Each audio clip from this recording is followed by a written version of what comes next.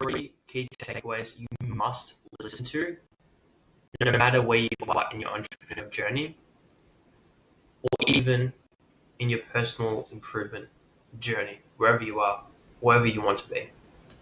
I compiled 3 things that you need to learn that I personally have learned today. The reason I make these videos is because I've been held to a situation where I need to make something work in a business by the end of next year. So what I'm doing is recording my 3 lessons at the end of every single day based off the book Meditations, which is the inspiration for this. Lesson number 1. Patience is a virtue. Cliche, I know. But patience really is a skill. I want to give you a story. Now, 3 years ago, I was 16. I'm 19 now. And I had the aspiration of making money online. I haven't achieved that yet, but I've achieved some portions of that, and I'll explain why. The first ever business I ever started online was an e-commerce store or dropshipping. Now, don't get me wrong, e-commerce is a business, and that 100% works. There is no doubt about it. But in my journey, I was looking for the quick way out, and I got sold that dream. And I spent money. I bought courses, which now I know seems quite ridiculous. Not saying you shouldn't spend money on yourself and your knowledge. You definitely should. Courses can be very, very helpful.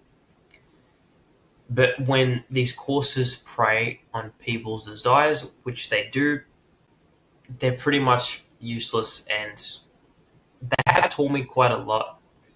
But they've never helped me actually get to my goal, to save you quite literally tens of thousands of dollars that I spent.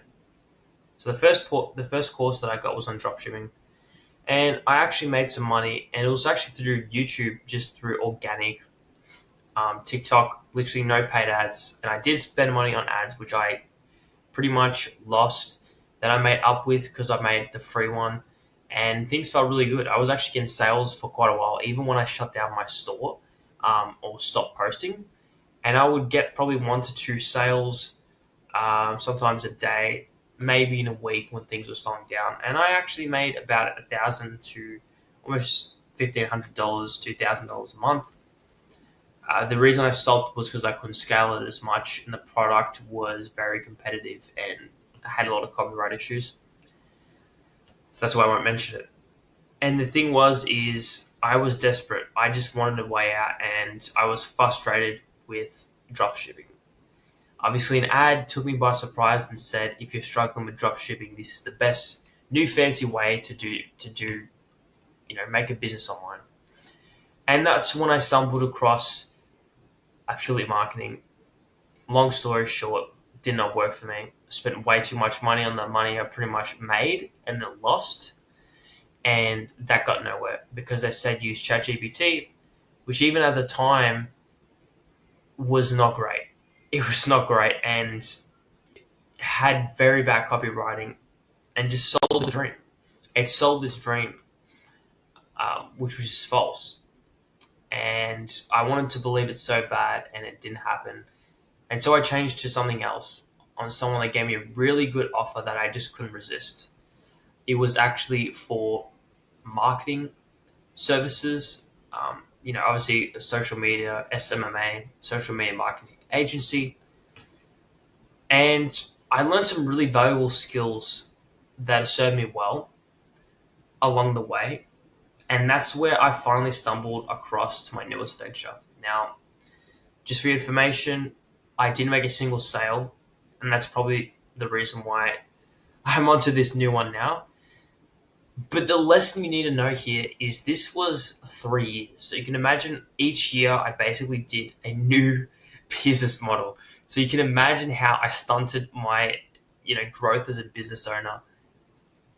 Just, you can see it in the story. Now, looking back, obviously it looks bad, but when I was doing it, emotionally, it hurt. And that's why patience is such a massive thing. You just have to be patient. Don't think in a year. Don't even think in 2 years. Don't even think in 3 or 5. I need you to think in 10 or 20 years. Is it impossible for you to reach a goal in 10 or 20 years? I don't think so. Most of the goals people set are probably lower than what they can actually achieve.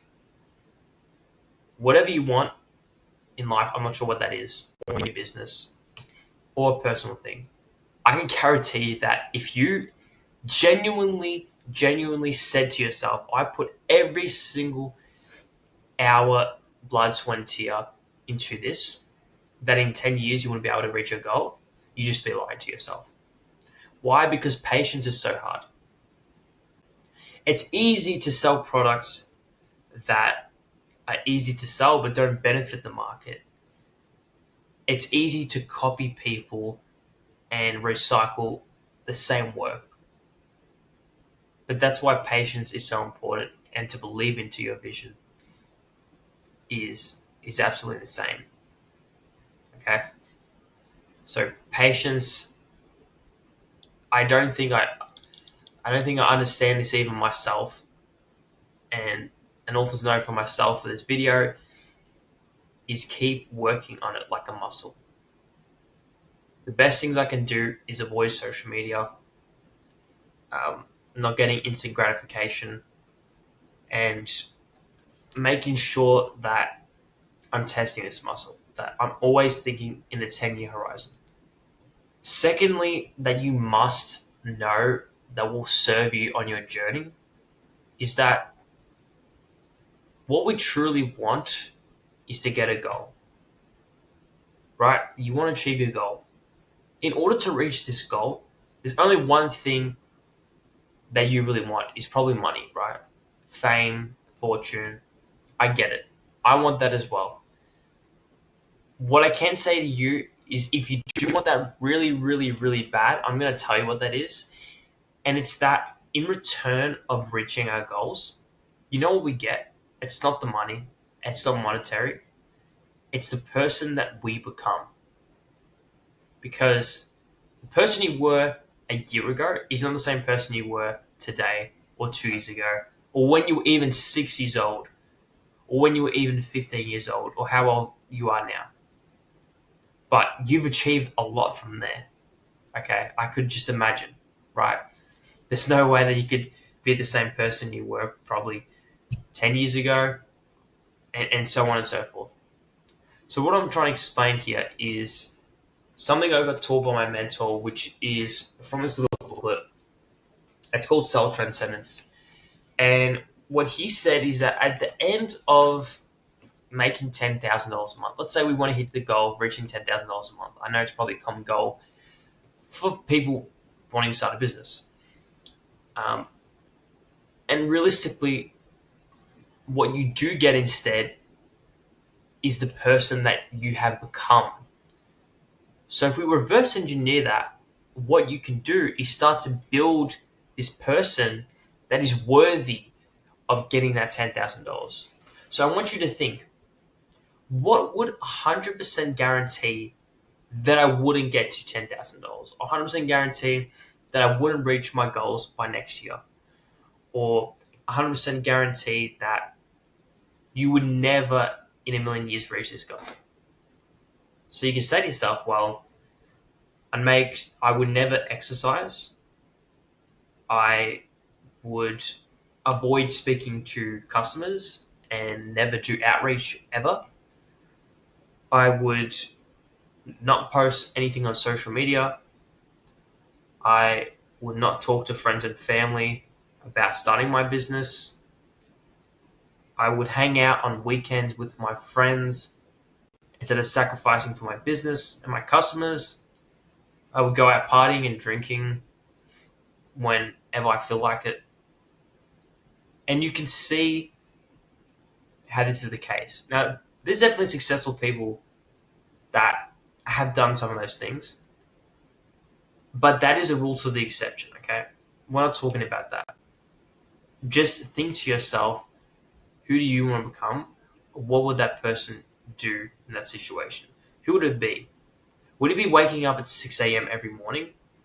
Would he be, or she, or would they be not? Would they be posting regularly on social media to create awareness? I 100% agree that they would. So you want to reach that goal. Time and time again, I've found that it has to be the person you need to become. Whether that's gaining more knowledge and you want to start a skill, maybe it's coding and you want to learn how to code apps and web apps and something cool, then you need to be that person that's at least coding every day. You have to, because that's the person that's going to lead you to the goal that you eventually want to achieve. Okay? I don't think I know how to explain this as much importance, but simply we need to become the people that are worthy of reaching our goals. And you can find that by reverse engineering. This is another cliche that I want to unbuckle, which is if you do not understand it. Okay? In society and in school, we're taught that failure is bad. Okay? You always need to get right. You need to get the right scores, the right marks. And it's really binary answers. You're either right or you're either wrong. Okay? There's no in between. Right? There's no how right are you or how wrong are you. And this gets programmed into us from obviously an early age. Now, I don't want to start preaching about why school and university is bad, but what I do want to tell you is that your perception of failure should change if you want to reach that desired place.